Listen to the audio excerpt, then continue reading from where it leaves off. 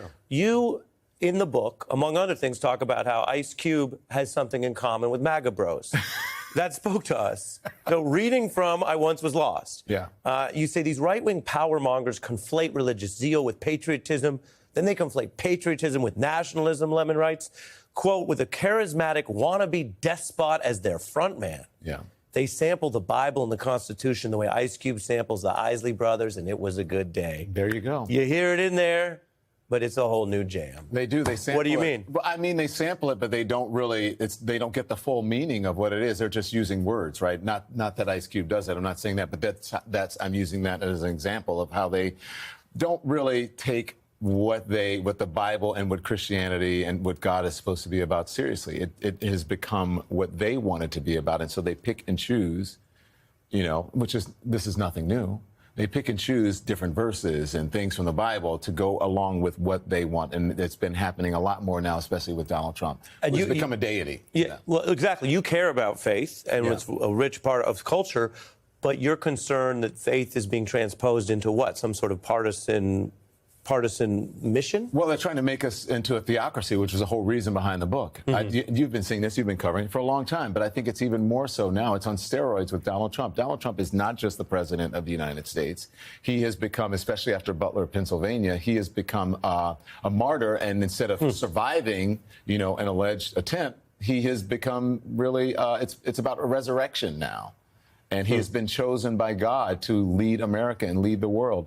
And considering what has happened since the 1970s, the 1980s, with the moral majority and the religious right and pushing religion into politics, it is even more so dangerous, more so dangerous for our country. I mean, look at what Ted Cruz said the other day. That he came to Washington with an express interest to do what?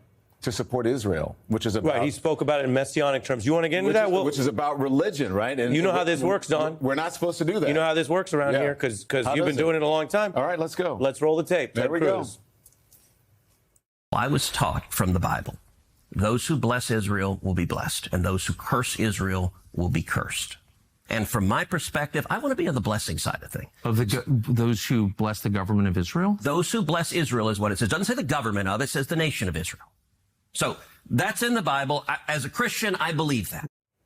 So you're saying we should be skeptical of people who want a theocratic foreign policy and want other people to serve and maybe die for it. I'm saying something, yes, but I'm saying something very simple. Yeah. There's supposed to be a separation of church and state. We're not supposed to be governing based on religious values or what the Bible says. That should be frightening. And I am a believer. I'd say I'm a believer. I am a Christian. But I do believe in the separation of church and state. And I don't think that I should be pushing my religion, my values onto laws in this country, especially if I'm a lawmaker. Let me turn to something that I know people want to hear you on. Yes, because sir. People like that you keep it a buck, right?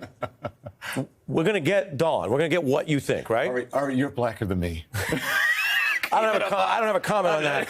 I have no comment on that. Wow, you left me speechless. You keep it a buck. On live TV. You keep it a buck. All right. People know we're going to get the real, right? Yes, the real. There is a double standard. Donald Trump benefits from it from the traditional media, which you've been a part of. Yes. And the digital media, which you're now a new leader in. Yeah. The president before him, Barack Obama, said something about this recently. I want to play. Take a look. Imagine if I had done any of this. Imagine if I had pulled Fox News' credentials from the White House press corps. Imagine if I had said to law firms that were representing parties that were upset with policies my administration had initiated, that you will not be allowed into government buildings. It's unimaginable that the same parties that are silent now would have tolerated behavior like that from me. Is he right? Is there a double standard? Of course there's a double standard. Yeah, there's a double standard for him, and there's a double standard for women. Yeah, it's a double standard. I mean, just imagine Donald Trump doing half of the things. Imagine, Barack Obama doing half the things Donald Trump does. Imagine Barack Obama saying the F word. Today. Oh, my gosh. Do you remember when he put his feet up on the Resolute desk and oh, my gosh, he's disrespecting the Oval Office. Donald Trump disrespects the Oval Office and the presidency every single day. Now, imagine if Barack Obama had stood in front of Marine One and reporters and said, the F-bomb. Or what would have happened? Or to carry it out, if Barack Obama insisted on his family or his children profiting off the presidency, selling access, selling crypto, there would have been like impeachment. But they already, even for his books, two of which I think he wrote, maybe both of them before he was in the White House, I believe, right? Yeah. And they talked about him profiting off of that. So imagine if he had his kids overseas making billions of dollars off his businesses. Imagine that. Yeah, and even now they criticize him for making money. He likes to be seen with rich people. You've heard the whole thing. Yeah. He loves partying with the rich. And he's not president anymore. Who cares? And new media is interesting. It brings in voices. You're now here experimenting in that. But I think new media and some of the pods also give Trump a double standard here. Well, it's about clicks for a lot of it, but also remember in new media, like you have editorial standards here. You have to go through standards. Yeah, we try. We hope so. You have to tell the truth, and if you don't, then you have to correct it and or apologize for it. You don't have to do that in new media. There are no such gatekeepers there doing that, and the folks who've been really successful in this.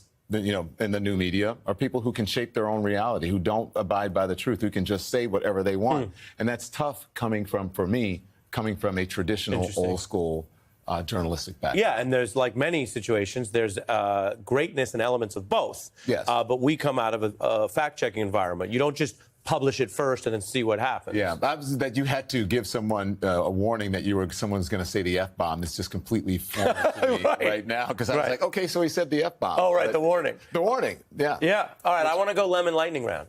Lemon lightning This is round. fast. Yeah. Favorite moment in your time on live TV? With Simone Sanders, who's here, talking about Black History Month and Omarosa.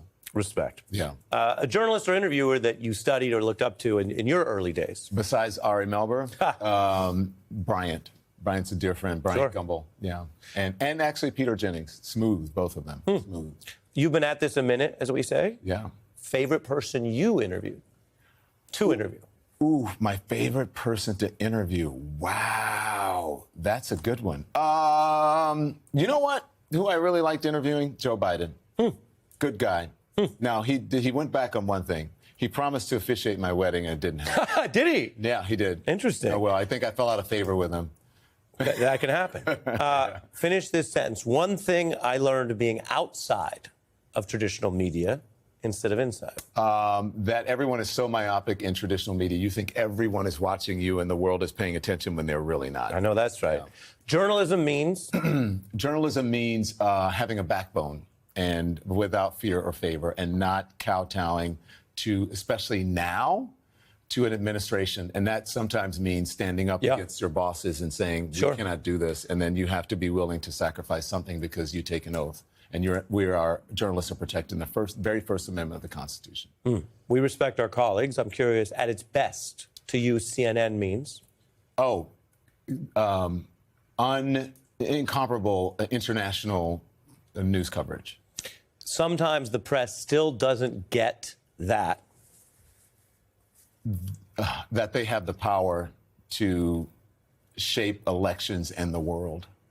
Final three. Failure. Lives. Failure means? Failure means giving up. And failure also means believing what your critics say about you, the criticism of people who don't like you anyway. So it doesn't matter. That's what failure means. Success means? Sitting on an anchor desk at MSNBC with Ari Melber. Respect.